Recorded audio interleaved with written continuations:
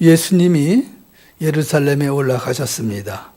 6월절이 가까워져서 예루살렘 성전에 가셨는데, 성전에 도착하자마자 예수님이 본 것은요, 소와 양과 비둘기를 파는 사람들과 환전해 주는 사람들이었습니다. 그들을 보자마자 예수님이 노끈으로 채찍을 만드셨습니다. 그리고는 그 채찍으로 거기서 팔고 있던 동물들을 다 내쫓아 버리시고, 그리고는 그 옆에서 환전하는 사람들의 돈을 쏟아버리시고 상을 뒤엎어 버립니다. 이렇게 분노하는 예수님의 모습은 사실 성경에서 찾아보기가 쉽지 않습니다. 예수님 하면 성품이 온화하시고 부드러우시고 자애로우신 분으로 우리에게 보여지시는데, 이렇게 울그락불그락 분노하며 화를 내는 모습이 상상하기 쉽지 않습니다. 저는 생각할 때 예수님이 자기를 위해서는 그렇게 화를 낸 적이 없다고 생각합니다. 나를 제대로 대접해라, 그렇게 말씀하면서 자기를 온전히 대답 안 했다고 예수님이 화를 낸 것이 아닙니다.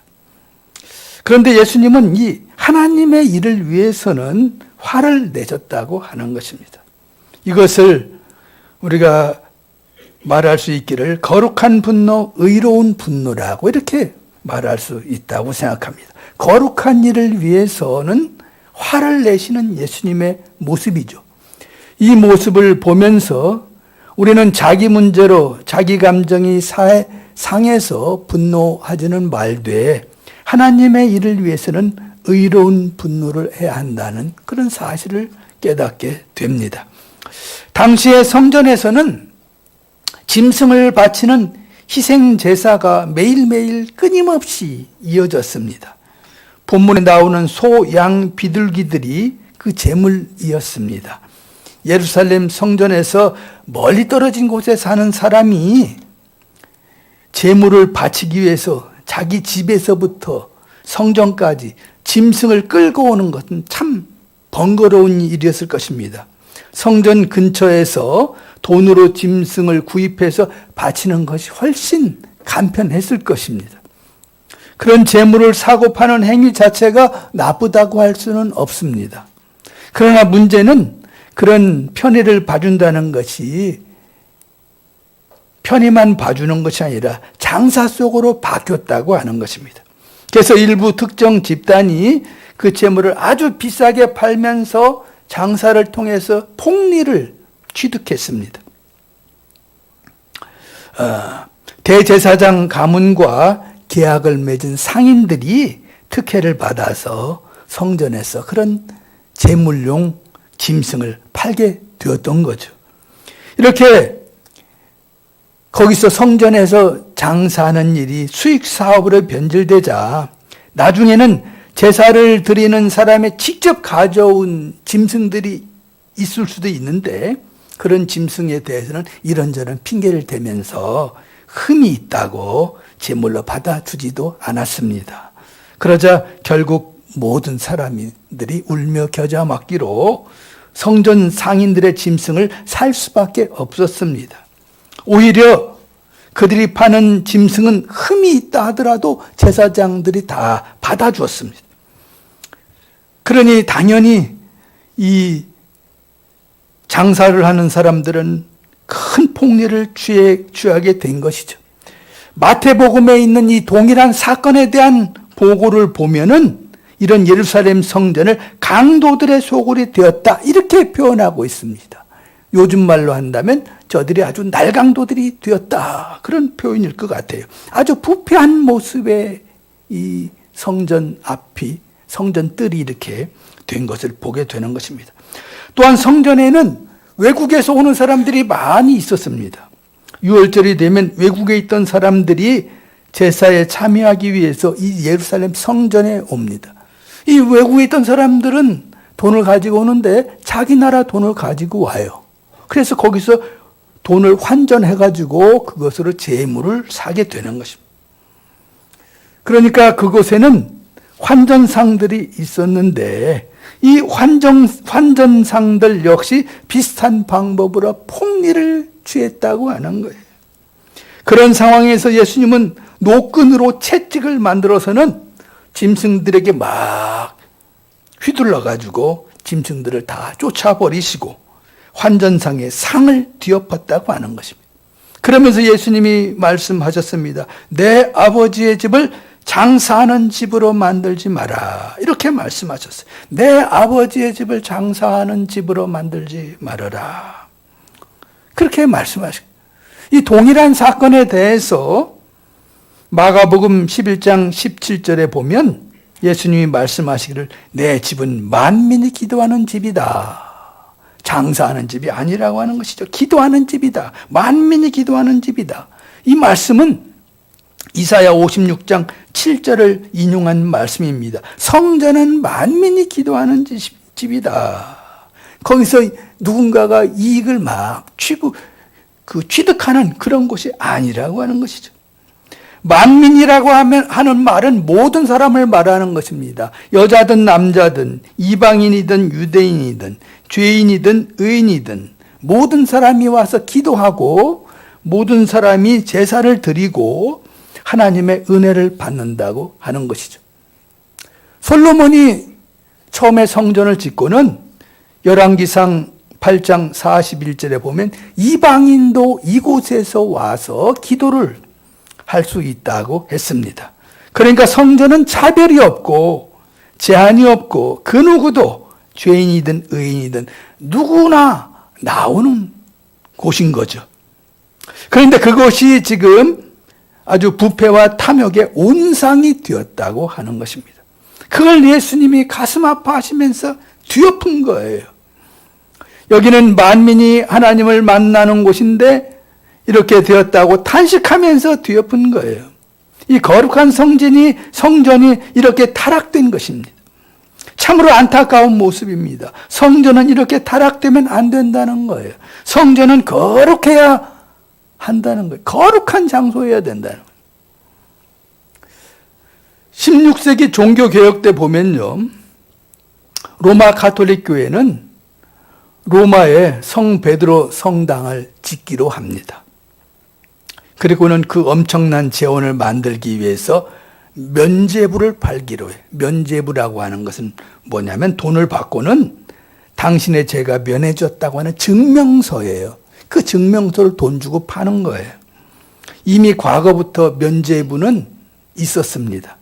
그렇지만 이때 아주 집중적으로 유럽에 있는 모든 교회를 돌아다니면서 교황청에서 아주 직접 판매를 했습니다. 그래가지고 아주 판매단이 구성돼서 이 사제들이 이곳저곳 온갖 지역을 다 나눠서 다니면서 판매를 했어요. 그때 이러한 면죄부를 팔던 태젤 신부라고 하는 사람도 교회를 순회하면서 면죄부를 팔면서 면죄부를 사면 지난 모든 죄를 다 사함받을 수 있다 이렇게 말했습니다. 그런데 어떤 사람이 이렇게 질문했어요. 그러면 앞으로 지을 죄도 면제받을 수 있습니까? 그런 거예요. 미래의 죄도 용서받을 수 있느냐? 그런 것이죠. 이 태절 신부는 뭐라고 했냐면 하나를 더 사면, 그러니까 이 면죄부 2개를 사면 앞으로 지을 죄도 사함을 받을 수 있다고 대답했습니다. 태절 신부가 이제 면죄부를 다 팔고 돌아가다가 강도를 만났습니다. 그 돈은 면죄부를 판 돈이라고 말했으나 강도가 돈을 모두 빼앗아갔습니다. 이 신부가 면죄부를 판 돈을 훔쳐가면 지옥 밑에 들어간다 그렇게 말하자 그때 강도는 면죄부 2장을 이렇게 보여주면서 앞으로 지을 죄도 면죄받는다고 당신이 말하지 않았소 하면서 가버렸다고 합니다. 웃지 못할 코미디. 성전에서 거룩해져야 한다고 하는 것입니다. 하나님 앞에서는 거룩한 삶을 살아야 한다고 하는 것이죠. 예수님이 이렇게 분노하고 뒤엎은 것에 대해서 오늘 본문에 보면 저 상인들과 환전상이 예수님에게 막 대든다든지 뭔가 그런 모습은 성경에 말씀하고 있지 않습니다. 저들도 갑자기 예수님이 저러시니까 조금 어리둥절했을 것입니다. 그러면서 저들이 예수님에게 질문을 합니다. 18절에 보면 이렇게 말씀합니다. 유대 사람들이 예수께 물었다. 당신이 이런 일을 하다니 무슨 표징을 우리에게 보여주겠소? 그러자 예수님께서 대답합니다. 19절에 보면 이렇게 대답하여 이 성전을 허물어라. 그러면 내가 사흘 만에 다시 세우겠다. 이렇게 말씀해요. 그러니까 성전 앞에서 장사하던 상인들이 당신이 그렇게 성전은 하나님의 집으로 선포한다면 듣던 대로 당신이 하나님의 아들이라고 하는 것을 우리가 들었는데 당신이 하나님의 아들이라고 하는 그런 표징을 우리에게 보여주시오. 그렇게 말한 것입니다. 그때 예수님은 이 성전을 허물어라. 그러면 내가 사흘 안에 짓겠다. 이렇게 말씀하시는 거예요. 이것이 하나님의 아들이라고 하는 표징이다. 그런 것이죠. 성전을 허물라고 하는데 사실 이스라엘에는 성전 중심의 신학이라는 것이 있습니다. 신학도 다 성전 중심이에요.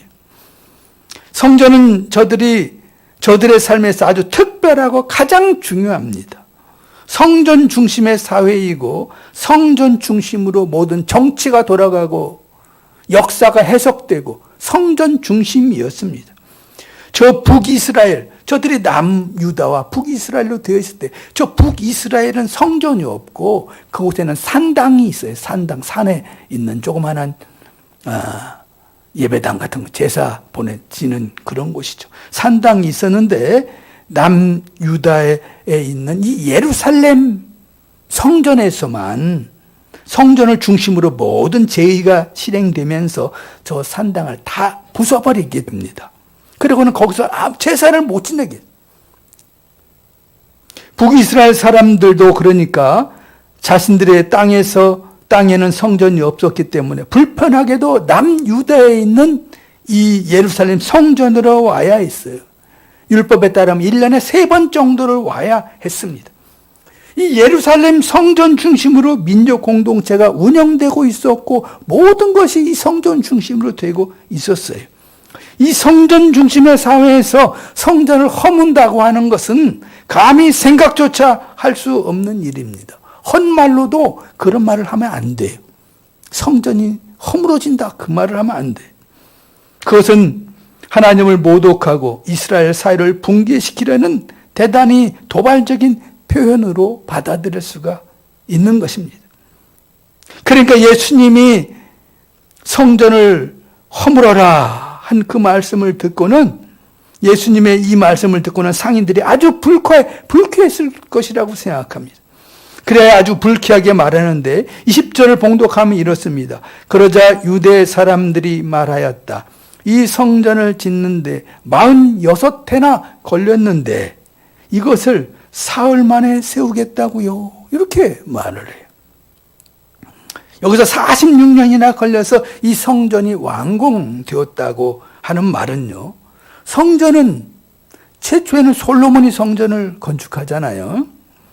그리고는 바벨론과 전쟁할 때 부서지고 성전이 황폐하게 됐어요. 성전이 제 기능을 못했어요. 성전에 제사를 못 드렸어요. 그리고는 바벨론 포로 귀환 이후에 그 무너져버린 성전을 다시 재건합니다. 그리고 이 세 번째 성전을 새롭게 보수하는데 이 예수님의 시절 바로 앞서서 헤롯이 이 성전을 아름답게 보수하는데 이때 헤롯이 보수한 시간이 46년이 걸렸다고 하는 그 말입니다. 어쨌든 여기서 예수님이 성전을 헐겠다고 하는 말씀에 대해서 유대 사람들이 아주 불쾌한 감정이 묻어 나오고 있는 대답입니다. 그런데 예수님이 이 성전을 헐라고 말씀하시면서 자신이 3일 만에 세우겠다고 하십니다. 오늘 본문에서 보면은 이 사흘 만에 다시 성전을 세우겠다고 하는 의미를 설명해 주고 있어요. 그것이 21절과 22절입니다. 그것을 봉독하면 이렇습니다. 그러나 예수께서 성전이라고 하신 것은 자기 몸을 두고 하신 말씀이었다. 제자들은 예수께서 죽은 사람들 가운데서 살아나신 뒤에야 그가 말씀하신 것을 기억하고서 성경 말씀과 예수께서 하신 말씀을 믿게 되었다. 이렇게 말씀합니다. 그러니까 예수님이 성전이라고 하신 것은 자기 몸을 두고 하신 말씀이었다고 하는 거예요. 자기 몸이 성전이라고 하는 것이고요. 자신이 죽었다가 사흘 만에 부활하는 것이 성전을 다시 일으키는 일이다. 이렇게 말씀한 것입니다. 그러니까 지금 성전 앞에서 이 부패한 사람들의 장사하는 그 모습을 지적하시면서 이제는 성전 개념을 바꾸어서 예수님이 말씀하고 계신 것입니다. 예수님이 자신을 성전이라고 하시는데 성전이란 하나님과 사람이 만나는 장소입니다. 예수님은 중재자이시고 예수님을 통해서 하나님을 우리가 만나게 되는 것입니다.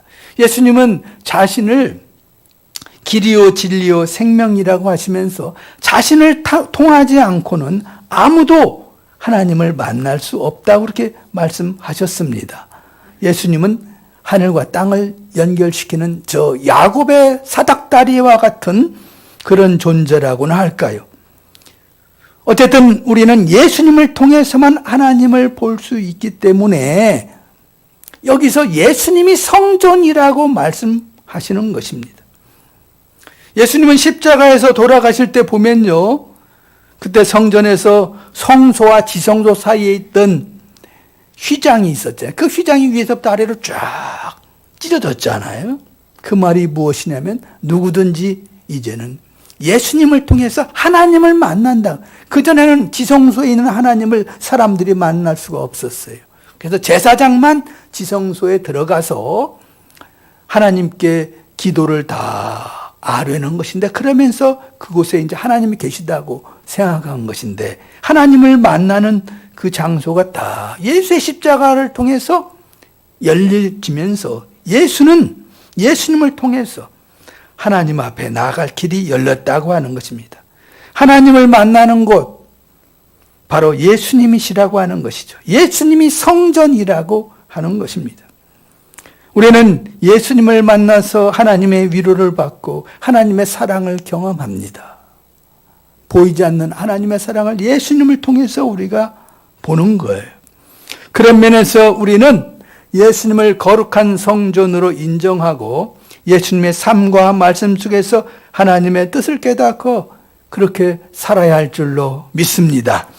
그래서 예수님이 성전이신데 사도 바울은 한 발자국 더 나아갑니다. 이 성전 개념을 더욱 발전시켜요. 과거에는 예루살렘 성전만 성전이었다가 그 다음에 예수님이 오셔서는 예수님이 성전이라고 하시다가 사도 바울에게 오면 우리 모두가 성전이라고 이렇게 말씀하는 것입니다. 예수님을 믿고 예수님과 연합된 하나님의 사람들, 즉 성도들이죠. 이 성도들 안에 하나님이 계시다고 하면서 이 성도들 모두가 성전이라고 하는 것입니다. 그래서 사도 바울은 고린도전서 6장 19절에 보면요, 우리 안에 성령이 계심으로 우리가 성전이다 이렇게 말씀하고 있습니다. 우리 한 사람 한 사람이 성전이고 우리의 모임이 성전이라고 하는 것입니다. 그래서 교회에서 성도들이 모이면 그곳이, 그 모인 곳이 성전이라고 하는 거예요. 건물을 말하는 것이 아니라 사람들이 모인 곳, 성령의 사람들이 모이면 그곳이 성전이라고 하는 것입니다. 그러니까 우리는 하나님을 믿는다고 고백하고 성령께서 우리에게 함께 하신다고 생각하는 우리는 더 이상 악의 장소가 아니라고 하는 것입니다. 우리에게서 악이 나타나면 안 된다는 거예요. 성전 상인들을 뒤엎으면서 성전은 거룩해야 한다고 하신 것인데 우리가 그 성전이라고 하는 것입니다. 우리에게서 하나님의 논리만이 실현되어야 한다고 하는 거예요. 그래서 우리는 성전으로서 거룩해져야 한다고 생각합니다. 내가 성전이니까 내 삶에서 세상의 논리가 지배하지 않고 하나님의 논리가 나와야 되는 것입니다. 거룩한 삶이 되어야 한다는 것입니다.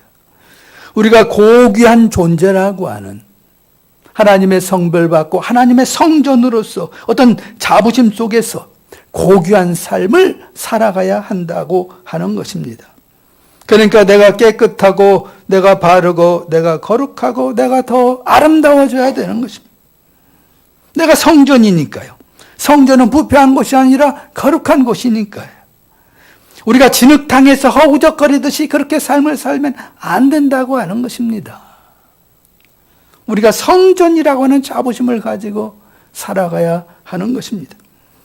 그러면서 더 나아가 우리는 내가 하나님의 성전임을 알면서 교회 안에서 다른 사람도 하나님의 성전임을 알아야 됩니다. 나만 성전이 아니에요. 다른 사람도 성전입니다. 다른 사람도 존귀한 존재예요. 다른 사람을 무시하거나 차별하지 않고 고귀한 존재로 인정하고 마음을 다해 사랑으로 교제를 해야 한다고 하는 것입니다.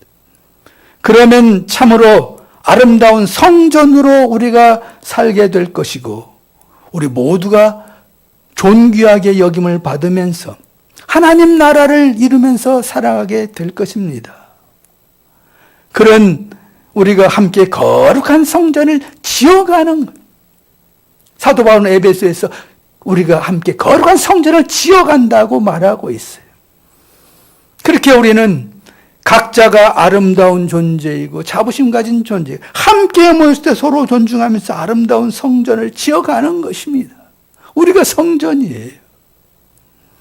사랑하는 성도 여러분, 우리가 성전답게 아름답게 살고 다른 사람과 더불어 하나님 나라를 이루는 마음으로 겸손하게 살고 그리하여 하나님의 성전으로서 우리의 삶에 부족함이 없이 사는 우리 모두가 될 수 있기를 예수 그리스도의 이름으로 축원합니다. 기도하시겠습니다.